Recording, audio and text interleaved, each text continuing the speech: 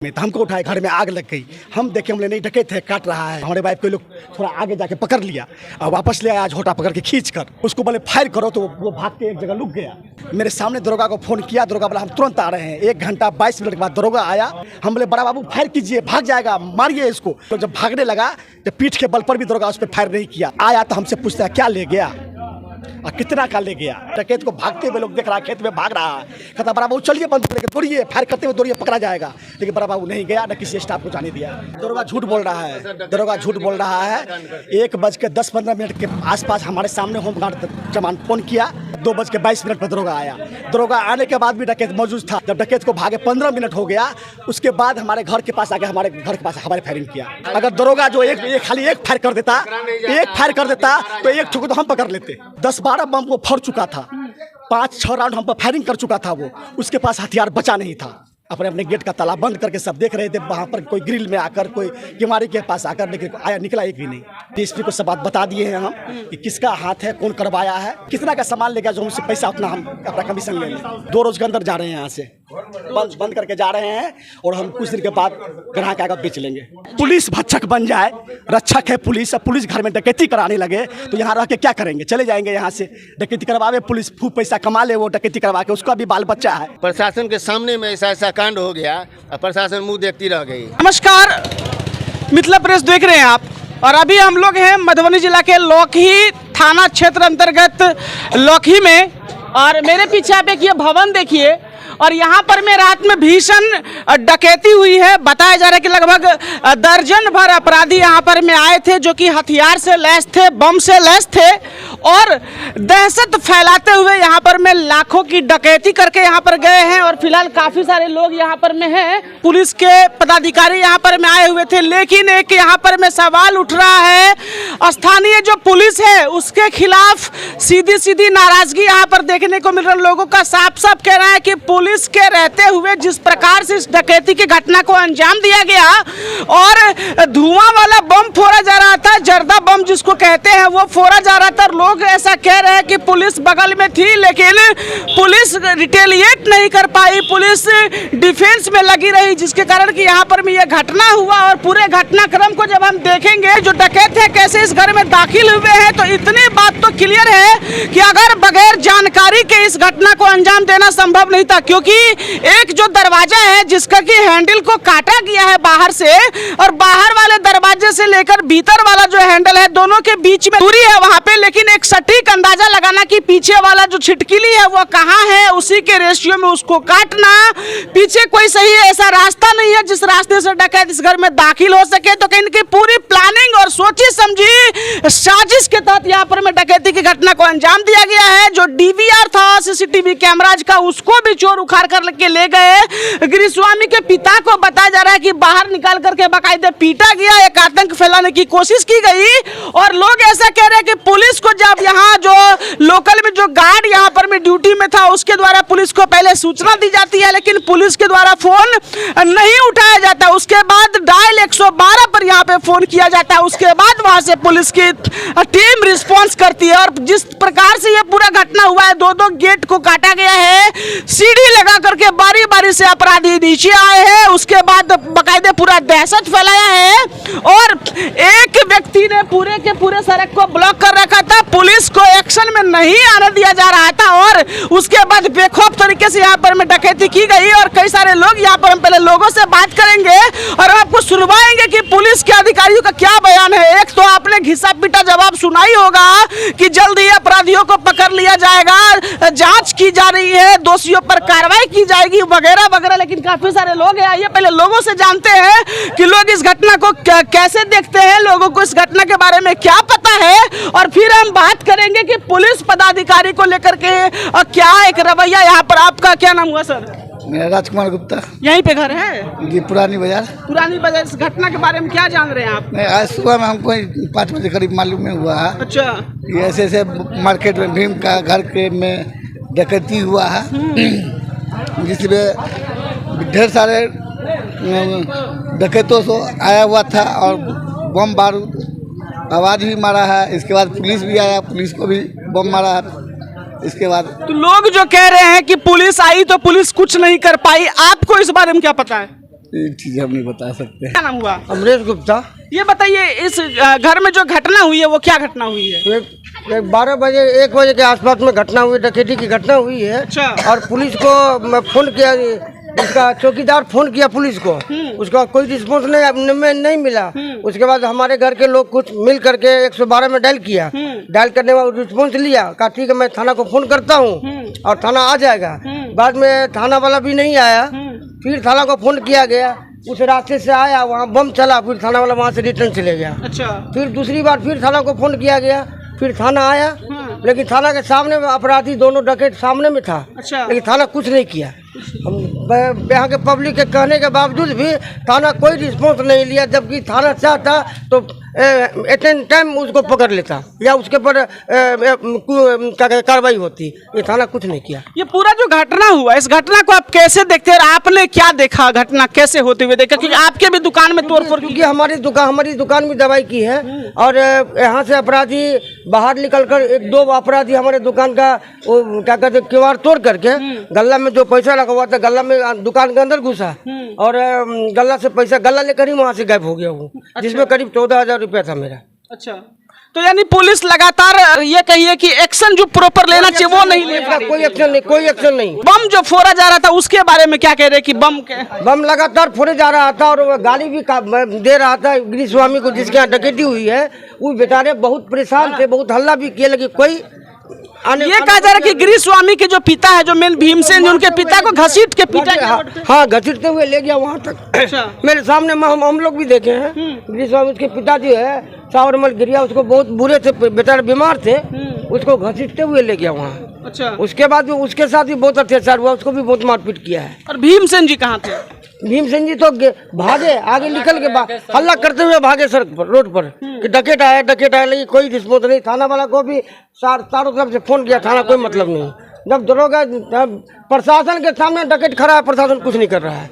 हम लोग कहे भी उनको सर ये कीजिए। कितने की संख्या में अपराधी आए हुए थे? हम लोग तो सामने में देखे, जो 2, 4, 5 देखे सामने में, अंदर क्या था वो नहीं देखे हम लोग। अच्छा, बम फोड़ा गया? बम तो काफी बम चला है। फायरिंग वगैरह भी हुई? एक फायरिंग स्टार्ट में, पहले शुरू में भीम जो भागा है। हाँ। तब एक फायरिंग तभी किया है। कौन किया? वो अपराधी किया। अच्छा। डकैत किया। उसके बाद बम लगातार बम फोड़ते गया। प्रशासन की तरफ से फायरिंग की गई? पटना कुछ नहीं, प्रशासन कुछ नहीं किया।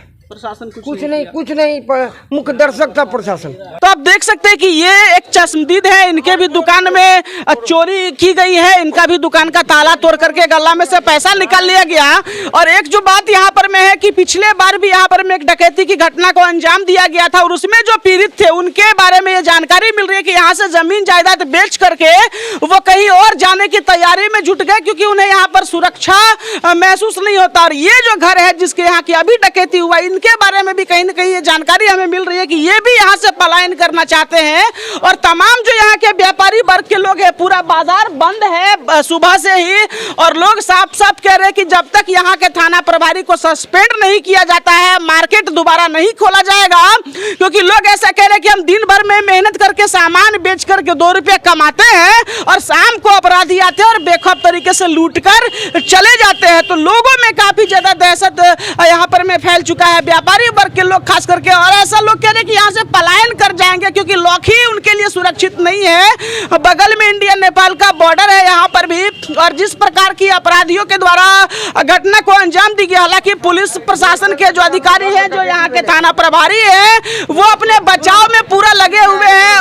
वो ये कोशिश में लगे हुए हैं कि हमने एक्शन लेने की कोशिश की, हमें घटना की सूचना देर से मिली और हमारे पहुंचने के बाद डकैत वहां से भागे, ऐसा थाना प्रभारी यहाँ पर में खैर है। लेकिन लोगों का कहना है कि पुलिस को काफी समय से बताया जा रहा था कि सूचना दी जा रही थी, फिर डायल 112 पर फोन करने के बाद तब जाकर के जो है सो पुलिस यहाँ पर में आई है। फिलहाल यहाँ पर बीजेपी के भी नेता आए हैं, कई सारे स्थानीय लोग हैं जो कि थाना पर में गए थे। डीएसपी दुर्गा शक्ति मैडम यहाँ पर आई थी, एसडीओ अभिषेक कुमार आए थे और उन्होंने भरोसा दिया, उन लोगों से उन्होंने बात भी किया।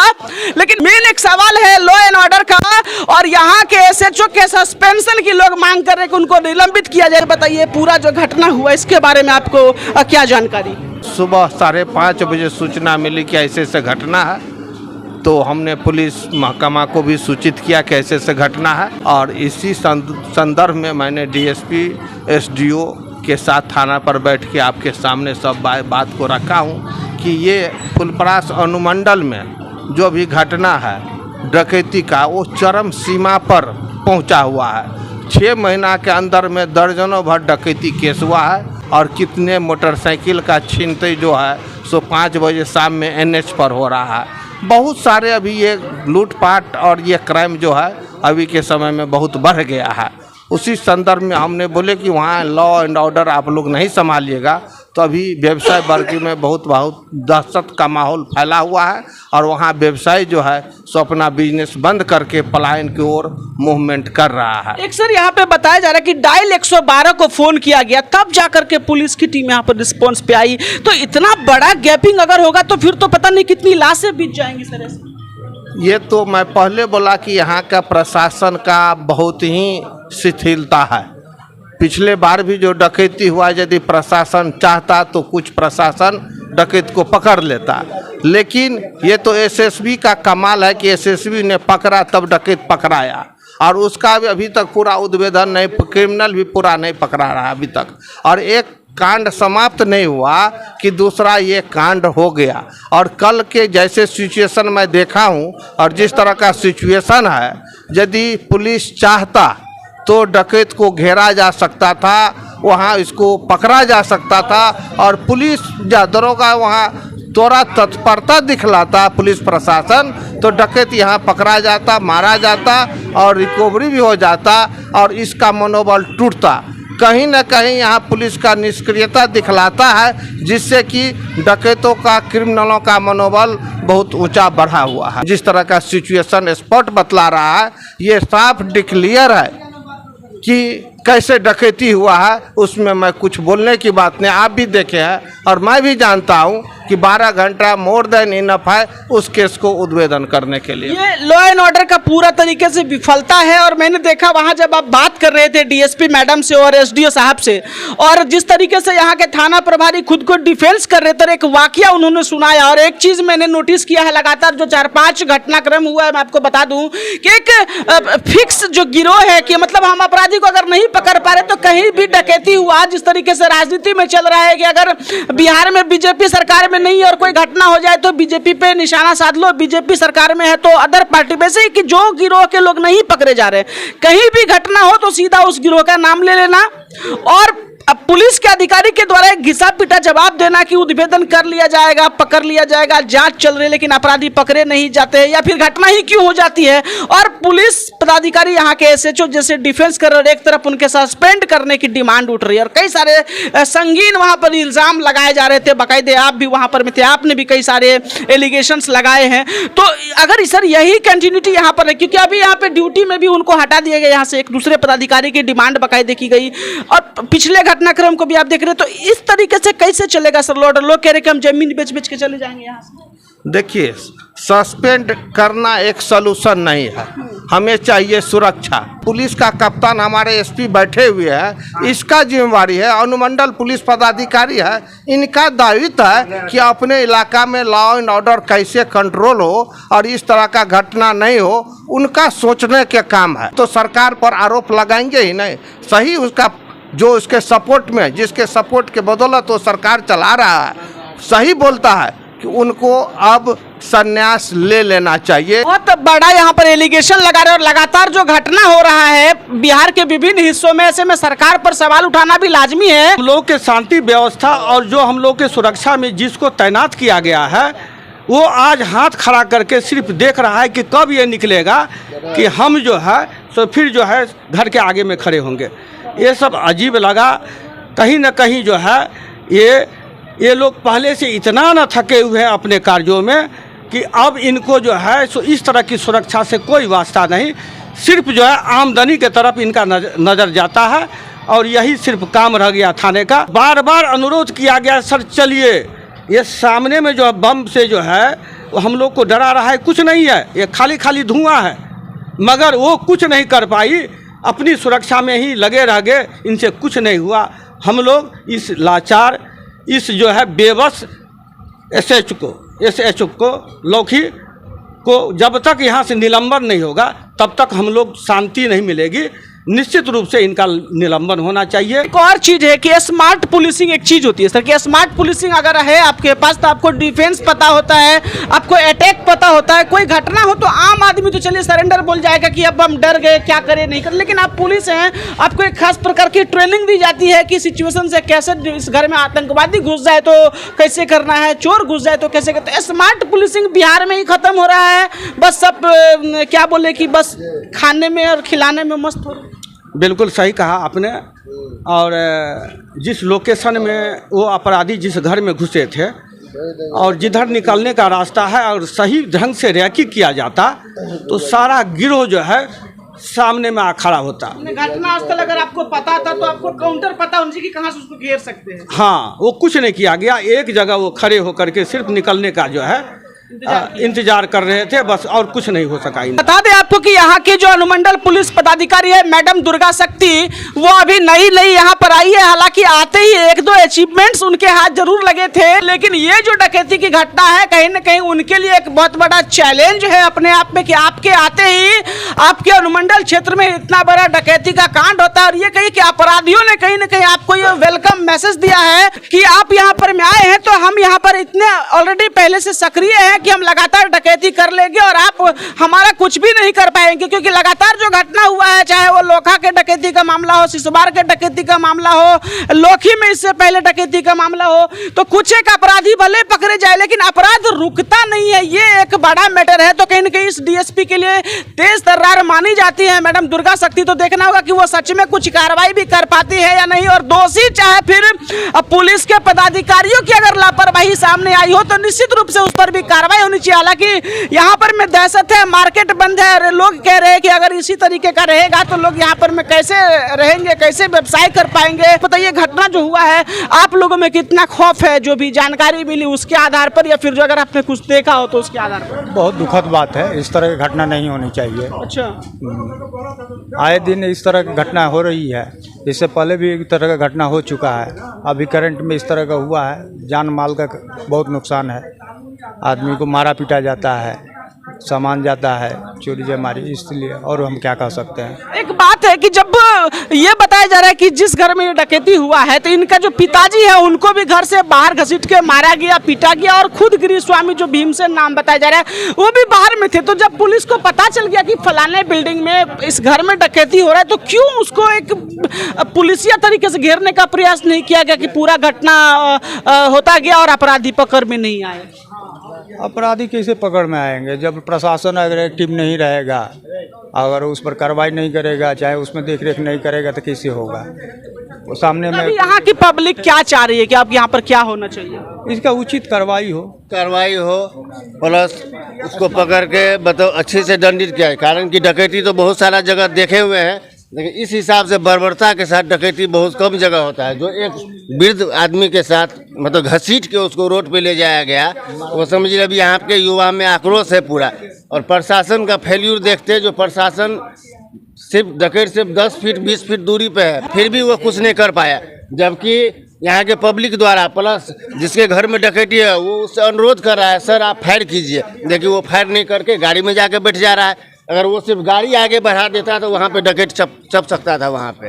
एक बात मैं आपसे पूछना चाहता हूँ कि जैसा प्रत्यक्षदर्शियों ने बताया कि एक विकलांग टाइप आदमी था जो कि 2 मुहानों को जाम करके रखा था बम फोड़ के, और वो बम को ऐसा, हम और आप भले उस बम से डर जाए क्योंकि हमारे लिए वो अननोन सा चीज है, लेकिन अगर हम पुलिस के कर्मी है, अगर हम डिफेंस लाइन के कर्मी है तो हमको तो बम की क्वालिटी साउंड से पता चलता है ना, ये बम कैसा है, कितना हार्मफुल है नहीं है, और फिर जाबाज भी तो होना चाहिए ना, वर्दी आपने पहना है। तो एक विकलांग आदमी जो है सो मतलब कहीं ना कहीं पूरा फौज को हिजरा बना के रख दिया था कि सब अंदर डकैती करते, पुलिस तो सारा प्रशासन फेल्यूर है, तो सारा देख ही लिए। जब एक कहावत बताते हैं आपको, शादी विवाह में जो बारात जो निकलता है ना, लड़का का जो गाड़ी रहता है उसको जो आप कहते आगे आइए आगे, यहाँ पर वैसा ही हुआ। प्रशासन का गाड़ी पीछे है, कुछ युवा लड़का सब प्रशासन के गाड़ी के आगे है, उसको बुला रहा है सर आप तेजी में आइए, लेकिन वो इस रफ्तार में आ रहा है जिस रफ्तार में यहाँ पे डकैत जा रहा है, उसी रफ्तार में गाड़ी चला रहा है। अगर वो थोड़ा सा एक्सीलेटर पर पैर दबा दिया रहता तो आज अपराधी रोड पे छपा हुआ मिलता। यहाँ पे स्पष्ट देखने से लगता है जो प्रशासन का मिली भक्त है, नहीं तो इतना समझिए कि इतना प्रशासन के सामने में ऐसा ऐसा कांड हो गया और प्रशासन मुंह देखती रह गई। तो यहाँ पे अभी पीड़ित जो परिवार है मेन भीमसेन जिनका नाम बताया जा रहा है वो हमारे साथ जुड़ रहे हैं। हम काफ़ी समय से इनका इंतजार कर रहे थे बात करने के लिए और हम सीधा इन्हीं से जानते हैं कि दरअसल यहाँ पर में क्या हुआ, कैसे हुआ और अब ये क्या कहना चाहते हैं। ये सर आपके यहाँ जो घटना हुई है ये घटना की शुरुआत कितने बजे से हुई? ये 12:30 बजे के आसपास से शटर काटना चालू किया। अच्छा। पिताजी करीबन 1:45 बजे उठे हैं तो देखते आग निकल रही है गेट से। तो बाबू को लग गया कि आग लग गई घर में, तो हमको उठाए, घर में आग लग गई। हम देखे, हमने नहीं डकैत है काट रहा है गैस कटर से। हम लोग चारों आदमी घर से बाहर गेट खोल के निकले। गेट खोल के निकले, हम थोड़ा आगे बढ़ गए। माँ पिताजी को, हमारे वाइफ को लोग थोड़ा आगे जाके पकड़ लिया और वापस ले आया झोटा पकड़ के खींच कर। आगे 2 होमगार्ड का जवान बंदूक लेके खड़ा था। जहाँ डकैती हो रही है उससे 30 फीट के आगे में। उसको बोले फायर करो तो वो भाग के एक जगह लुक गया। उसको हम बोले कि दरोगा को फ़ोन करो। मेरे सामने दरोगा को फ़ोन किया। दरोगा बोला हम तुरंत आ रहे हैं। 1 घंटा 22 मिनट के बाद दरोगा आया। दरोगा के आने के बाद जब दरोगा की गाड़ी आई तो उन लोग जो एक ठो बम गाड़ी के आगे फेंका। हम बोले बड़ा बाबू फायर कीजिए, भाग जाएगा, मारिए इसको। उन लोग जब भागने लगा, जब पीठ के बल पर भी दरोगा उस पर फायर नहीं किया। दरोगा के साथ 4 ठो फोर्स थी। हम उसके डकैत के पीछे पीछे भागे। डकैत भाग रहा है आगे आगे, उसके पीछे पीछे हमारे पास CCTV फुटेज में सब आ गया है। सबका स्पष्ट चेहरा भी आ गया है और हम कैसे भाग रहे हैं डकैत के पीछे सब दिख रहा है। लेकिन दरोगा नहीं आया यहाँ पर। और जब वहाँ आया तो हमसे पूछता है क्या ले गया और कितना का ले गया। हम चुप हो गए तो बोलता है सब गहने ले गया। ऐसे दरोगा बोलता है। डकैत के पीछे दरोगा नहीं गया। जब उसको टूटा तब डकैत के पीछे गया। तब तो डकैत वो हाईवे तय में पकड़ लिया होगा, चला गया होगा। डकैत को भागते हुए लोग देख रहा है, खेत में भाग रहा है। कहता बड़ा बाबू चलिए बंदूक लेके दौड़िए, फायर करते हुए दौड़िए, पकड़ा जाएगा। लेकिन बड़ा बाबू नहीं गया, न किसी स्टाफ को जाने दिया। यानी 12:30 बजे के आसपास आपके घर में डकैतों का एंट्री शुरू हो गया और लगभग 15 मिनट के अंतराल में आपने यहाँ जो होमगार्ड मौजूद थे उनके द्वारा पुलिस को सूचना देने के लिए कहा। तो इसके द्वारा फोन किया गया तो क्या बात हुई या फिर उठाया? हाँ, बात हुई। बात जो हमारे सामने में बात हुई, तुरंत आते बात हुई 1:05-10 पर। क्योंकि अभी हम लोग थाना पर में जब गए हुए थे डीएसपी के सामने जब सवाल जवाब कर रहे थे तो दरोगा का कहना था कि 2:05 में उसको किसी शंभू नाम के आदमी ने या किसी ने भी फोन किया और उसके बाद वो यहाँ पे पहुंचा और पदाधिकारी भी यही सवाल किया। तो डायल 112 पर फोन करने के बाद तब जाकर के पुलिस यहाँ पे आई। तो ये अगर दरोगा झूठ बोल रहा है, दरोगा झूठ बोल रहा है। 1:10-15 के आसपास हमारे सामने होमगार्ड जवान फोन किया।